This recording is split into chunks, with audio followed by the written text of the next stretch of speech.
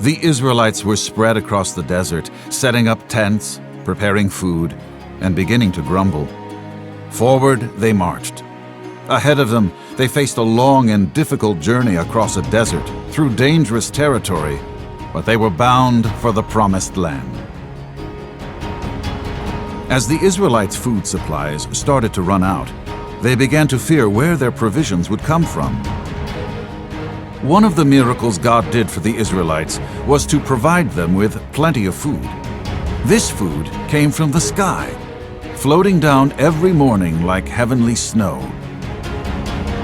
Manna was tasty, but the people really hungered for meat. So God sent them quail, which is kind of like a small chicken.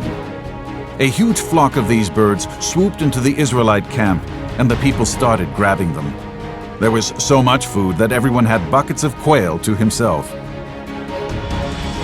Water was another problem. They needed water to survive. One time, God simply told Moses to touch a rock with his staff. Instead, Moses was so angry with the complaining Israelites that he not only hit the rock, but he did it twice. When he did so, water gushed out, providing a river of clean, pure, refreshing water for the whole nation to drink.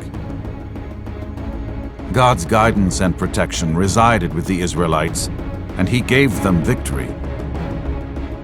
On one occasion, Moses saw that when he had his arm raised, the Israelites started winning. But when he lowered his arm, the enemy gained.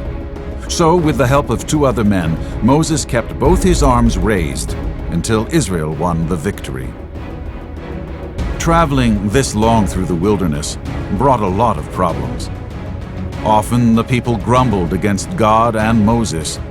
God punished the people by sending a swarm of poisonous snakes, which bit the people and made them sick. But even when he had to punish them, God was merciful.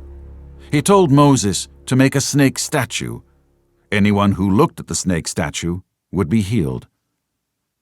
There were a lot of lessons that God's people had to learn. Through all this, God still loved them.